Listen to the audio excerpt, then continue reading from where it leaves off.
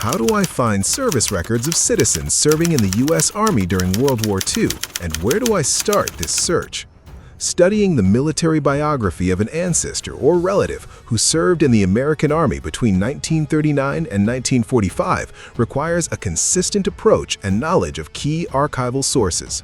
The main starting point for most researchers is the U.S. National Archives and Records Administration, known by the acronym NARA.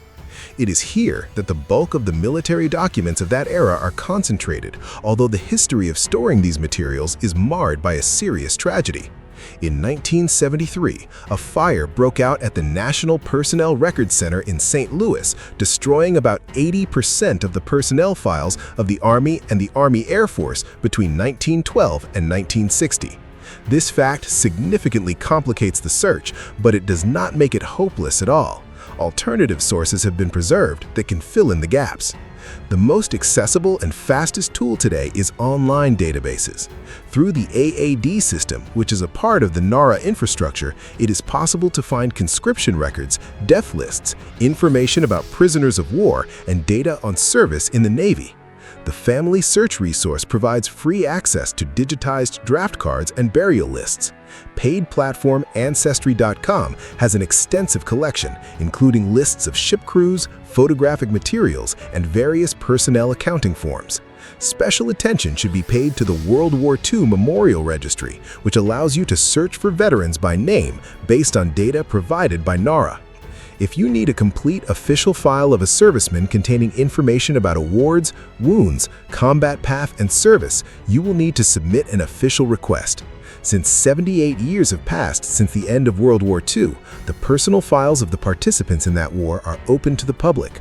To make a request, you must fill out the standard SF-180 form and send it to the National Personnel Accounting Center in St. Louis by mail or fax. Relatives of veterans can additionally use the eVetRex online system on the official NARA website, which significantly speeds up the treatment procedure. It is important to take into account that the conscription records have been preserved almost in full since they existed in the form of microfilms and were not damaged by fire.